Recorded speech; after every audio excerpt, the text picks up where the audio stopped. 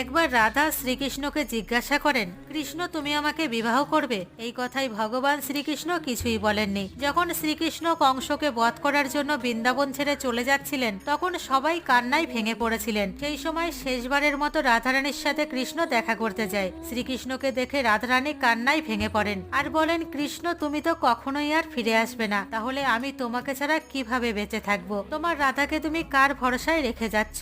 এই নাও সিঁদুর, আমাকে তুমি তোমার অর্ধাঙ্গিনী করে নিয়ে চলো। এটা শোনার পর শ্রীকৃষ্ণ পেছন ফিরে দাঁড়িয়ে পড়েন। শ্রীকৃষ্ণের এমন ব্যবহার দেখে রাধার মন ভেঙে যায়। রাধা তখন শ্রীকৃষ্ণকে বলেন, তুমি আমায় ক্ষমা করে দাও, হয়তো আমি তোমাকে বিয়ের কথা বলে অনেক কষ্ট দিয়ে ফেলেছি, তুমি একবার আমার দিকে ফিরে তাকাও। তখন শ্রীকৃষ্ণ রাধার দিকে ফিরে তাকালেন। তখন রাধারানী দেখলেন শ্রীকৃষ্ণ আর কৃষ্ণ নেই, পা থেকে মাথা পর্যন্ত পুরোটাই রাধা। শ্রীকৃষ্ণ তখন রাধাকে বললেন, বিবাহের জন্য দুজন ব্যক্তির দরকার হয়, কিন্তু তুমি আর আমি তো আলাদা নই, তুমি আমি